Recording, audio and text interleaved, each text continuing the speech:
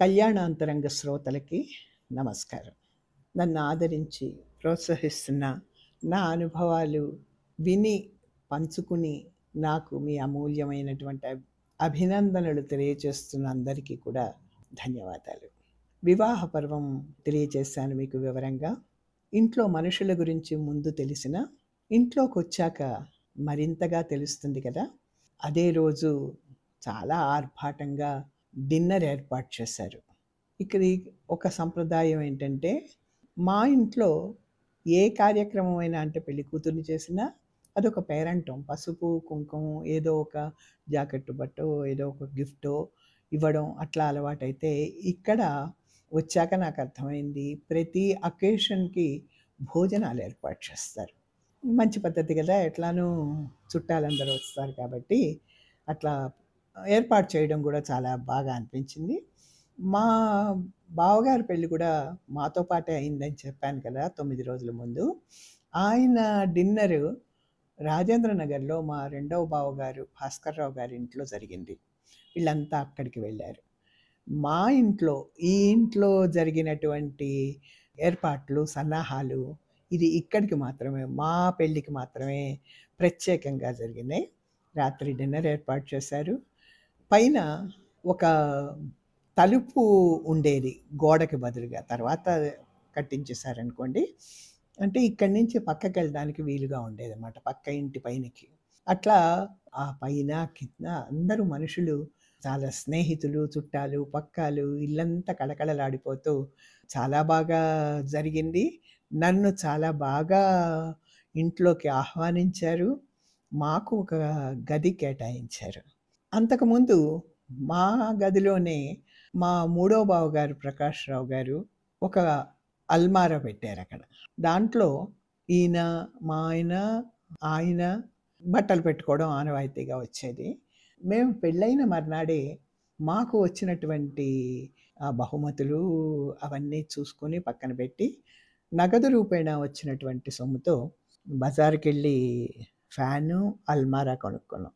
మా ఆడపడుచు అల్లుడు సాయి కుమార్, కాంతామణి వాళ్ళిద్దరూ మాతో పాటు బజార్ రావడం, అన్నీ కొంచెం సెలెక్ట్ చేయడం అవి జరిగినాయి. అవి తీసుకొచ్చి ఫిట్ చేయడం కూడా ఆయనే ఫిక్స్ చేశారు. అదొక సంఘటన మర్చిపోలేకండా. అట్లాగే బయటికి ఏదన్నా కార్యక్రమం, ఓ సినిమానో, షికారో వెళ్ళాలంటే వాళ్ళిద్దరితో పాటు మా కొత్తగా పెళ్ళైన బావగారు, తోడికోడలు కూడా మేమందరం కలిసి పీసీ సర్కారు మ్యాజిక్ షోకి వెళ్ళాం. మా అత్తగారేమో నేను కాటన్ చీర కట్టుకుంటే, "ఎందుకు ఇట్లా నూలు చీర కట్టుకొని వెళ్తావు? పట్టు చీర కట్టుకో, పట్టు చీర కట్టుకో" అనేవాళ్ళు. నాకు ఎక్కువగా కాటన్ చీరలే అలవాటు. దాంట్లోనే నాకు వీలుంటుంది. పాపం ఆవిడని నొప్పించలేక 1, 2 సార్లు కట్టుకున్నాను కానీ, నాకు ఎక్కువగా ఇష్టమైనటువంటివి కాటన్ చీరలే. మా బావగారు ప్రకాశ్‌రావు గారు, ఆయన భార్య అంటే మా మూడో తోడికోడలు, తన పేరు మెర్లినా. ఆయనేమో మా మామగారు అడ్డం పడ్డాక క్లినిక్ బాధ్యతలు వాళ్ళ అన్నయ్యతో పాటు పంచుకున్నారు. పొద్దునొకళ్ళు, సాయంకాలం ఒకళ్ళు. ఆయన కూడా ఆర్ఎంపీ డిగ్రీ సంపాదించుకున్నారు. తను ఏవి మోహన్ అప్పర్ ప్రైమరీ స్కూల్‌లో, అది గవర్నమెంట్ ఎయిడెడ్ స్కూల్‌లో టీచర్‌గా పనిచేసేవారు. వాళ్ళు ఇక్కడ ఉండేవాళ్ళు కాదు. వచ్చి వెళుతూ ఉండేవారు. రెజిమెంటల్ బజార్‌లో వాళ్ళ, అంటే మా తోడికోడలు వాళ్ళ అమ్మ వాళ్ళకి ఇల్లుండేది.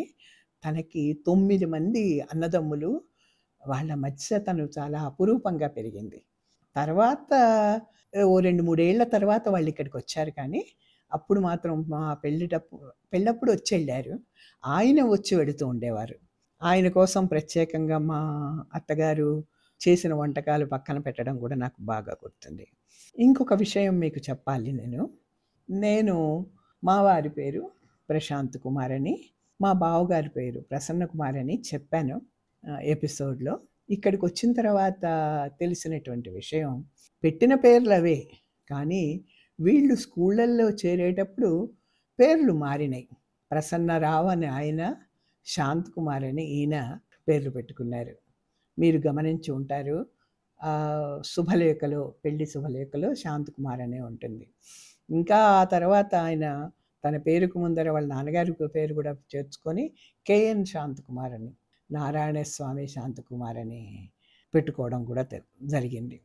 మాకు మా మామగారేమో వెంకటేశ్వర స్వామిని నమ్మేవాళ్ళు. వాళ్ళ క్లినిక్లో కూడా చాలా నిలువెత్తు ఫోటో వెంకటేశ్వర స్వామిది ఉండేది, క్యాలెండర్ కూడా ఉండేది.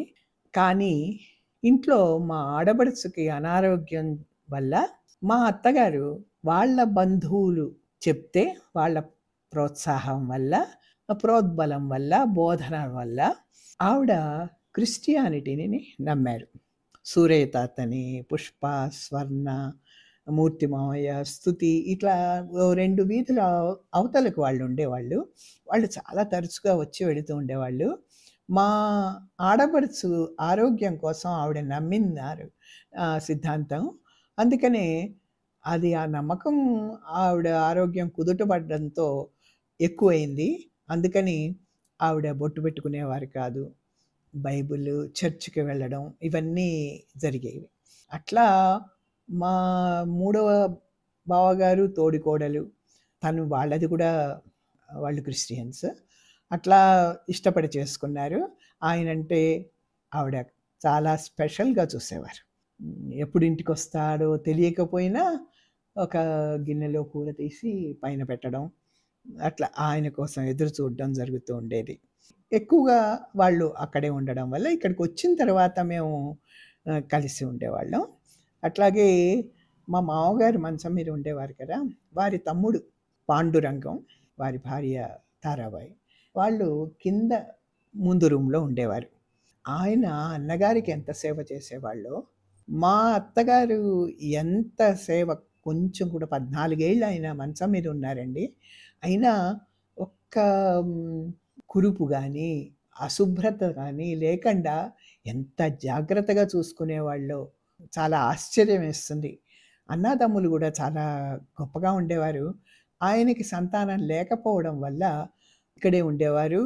మా చిన్నత్తగారు, మా పెద్దత్తగారు ఇద్దరు కలిసి పనులు చేసుకోవడం, ఆవిడ అసిస్టెన్స్ చాలా ఎక్కువ ఉండేది. పైగా మా పెళ్ళైన కొత్తల్లో మా ఆడబడుచు, తన పిల్లలు కూడా ఇక్కడే ఉండేవారని చెప్పాను కదా. ఇక్కడేమో మనకి మా వైపు ఇడ్లీ, దోశ, ఉప్మా ఇట్లాంటి టిఫిన్ల అలవాటు. ఇక్కడ పూర్తిగా చపాతీ ఒక ఫ్యాక్టరీయే, రోజు రొట్టెలే. కనీసం ఇంతమందికి కావాలంటే ఒక 50 అయినా చేయాలి. ఒక గట్టు, ఒంటింటి గట్టు ఉండేది, పైనేమో పొగగూడు కూడా ఉండేది. మా చిన్నత్తగారు చేస్తూ ఉండడం, మా పెద్ద ఆడబడుచు కాలుస్తూ ఉండడం ఎంత గుర్తో నాకు. నిజంగా నిరంతరాయంగా ఒంటింట్లో ఆ పని జరుగుతూ ఉండేది. నన్ను మాత్రం ఒంటింటి ఛాయలకి రానీయలేదు చాలా రోజుల వరకు. అవి నాకు చాలా గుర్తున్నాయి. మేమిద్దరం ప్రతి శనివారం బయటికి వెళ్ళడం, సినిమాకి, ఆ తర్వాత హోటల్కి, ఆదివారం వస్తే షికారికి. అప్పుడు చెన్నారెడ్డి ప్రభుత్వం, అందుకని గవర్నమెంట్ సర్వెంట్స్ అందరికీ గవర్నమెంట్ ఆఫీసులన్నీ కూడా 3 గంటలకి, 2:30, 3 గంటలకు అయిపోయేవి. అదొక వెసులుబాటు. అట్లా జరిగినటువంటి ప్రాంతం. అందరూ కలవడం, కలగలుపుకోవడం అట్లా. ఈ ఇంటికి పునాది పడ్డప్పటి నుంచి కట్టేదాకా వెంకటస్వామి మామయ్య అని వీళ్ళకి చుట్టం. ఆయన వచ్చి వెళుతూ ఉండేవారు. ఆయన కట్టించారు దగ్గరుండి, సౌకర్యంగా, చాలా సౌకర్యంగా కట్టించారు. ఆయన వారానికి ఒకరోజు మా మామగారికి ఇడ్లీ తీసుకొచ్చేవాళ్ళు. ఇంట్లో ఎవరు కాఫీలు తాగేవాళ్ళు కాదు, అందరూ టీలు అలవాటు. నేనొక్కదాన్ని కాఫీ ఫిల్టర్ పెట్టుకునేదాన్ని. ఆ వెంకటస్వామి మామయ్య గారు వచ్చినప్పుడల్లా కూడా, అమ్మ నీ చేతి కాఫీ తాగాలి అనేవాళ్ళు. అట్లాగే మూర్తి మామయ్య. నా కాఫీ కోసం ఒక 4, 5 అభిమానులు ఉండేవాళ్ళు నాతో పాటు. చాలా దగ్గరికి తీసుకున్నారు, చాలా ఆప్యాయంగా అందరూ కలిసి. చాలా సంతోషం అనిపించింది. ఇక్కడ కాలేజీ విషయాలకు వస్తే, ఒకే నెలలో నాకు ఒక అటెండర్ శేష్ కుమార్, ఒకే నెలలో మా ఇద్దరికి పెళ్ళిళ్ళు అయినాయి. అందుకని మొత్తం స్టాఫ్ అంతా కాంట్రిబ్యూషన్స్ వేసుకొని మా ఇద్దరికి ఒకటే రకం బహుమానం ఇచ్చారు. అది లేపాక్షిలో కొన్నారు. టేబుల్ లైట్, ఒక అబ్బాయి ఒక చిన్నవాడు బల్బు పట్టుకొని పైనకి ఎత్తి నిలబడ్డం ఉన్నాడు. ఇద్దరికీ కూడా ఒకటే రకంగా ఇవ్వడం చాలా సంతోషం అనిపించింది. నా పెళ్ళికి సుచిత మేడము, వాళ్ళ పిల్లలు రేఖ, రూప, అట్లాగే వసంత మేడం కాసేపైనా సరే వచ్చి వెళ్ళారు. సరళ, జ్యోతి, షీల, లలిత వచ్చారు. మా పక్కనే ఉన్న అత్తయ్య గారు కూడా వాళ్ళ ఫ్యామిలీ కూడా వచ్చింది. చాలా స్ సంబరంగా, సంతోషంగా జరిగిపోయినాయని తర్వాత వాళ్ళందరూ చెప్పడం. మా ప్రిన్సిపల్ గారు స్వరాజ్యలక్ష్మి గారు నన్ను విడిగా పిలిచి ఒక ఆల్బమ్ గిఫ్ట్‌గా ఇచ్చారు. ఇప్పటికి నా దగ్గరుంది. నేను దానిలో ఎన్నో ఫోటోలు కూడా భద్రపరిచాను. కామేశ్వరి మేడము మా పెళ్లి వేళటికి ఈ ఊర్లో లేరు. వాళ్ళ మరిది పెళ్లి కూడా అదే రోజు. అందుకని కాకినాడ ఎళ్లారు. కానీ ఆవిడ సహాయం మాత్రం నాకు ఉన్నది. ఆవిడ వచ్చాక నన్ను, మా వారిని భోజనానికి పిలిచి ఒక వెండి కుంకం భరిణ చాలా పెద్ద సైజ్‌ది ఇచ్చారు. అది ఇప్పటికీ గుర్తుగా ఉన్నది. ఇంకొక విషయం ఏంటంటే, స్టూడెంట్స్ ప్రతిరోజు నేను కాలేజీకి వెళ్ళిన తర్వాత ఉట్టి చేతులతో ఎప్పుడు రాలా. ఒక 15, 20 రోజుల వరకు ప్రతిరోజు నా చేతిలో ఏదో ఒక గిఫ్ట్ ఉండేది. పిల్లలు రకరకాల వస్తువులు, పర్సులు, పెన్నులు, ఫ్లవర్ వాజులు, ప్లాస్టిక్ బొకేలు, క్యాండిల్ స్టాండ్స్, కార్వింగ్ చిన్న టేబుల్స్, ఎ ఒకటేంటి ఎన్ని రకాల వాళ్ళ స్తోమతు, వాళ్ళ అభిరుచి మేరకి నాకు ఎన్నిచ్చారో. ఒక ముగ్గురు స్టూడెంట్స్ అయితే కలిపి ఒక చీర కూడా ఇచ్చారు. నేను ఎక్కువగా కాటన్ చీరలే కట్టుకునేదాన్ని. ఇప్పటికి కూడా నాకు అదే ఇష్టం. దాంట్లోనే వీలు, కంఫర్ట్ ఉంటుంది.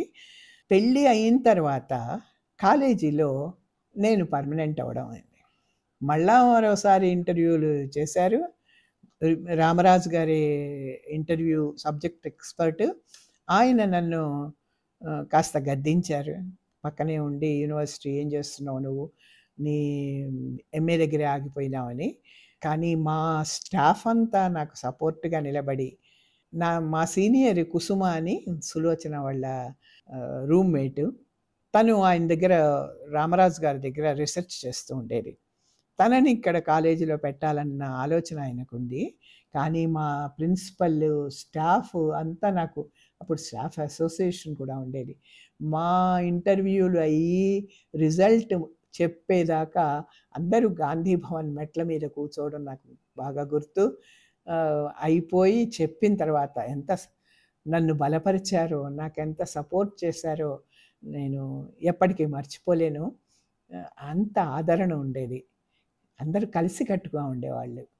భిన్నాభిప్రాయాలు, భేదాభిప్రాయాలు తర్వాత సంగతి. కానీ కొన్ని అసోసియేషన్ తరఫున జరిగినటువంటి విశేషాలు మాత్రం అది మర్చిపోలేనివి.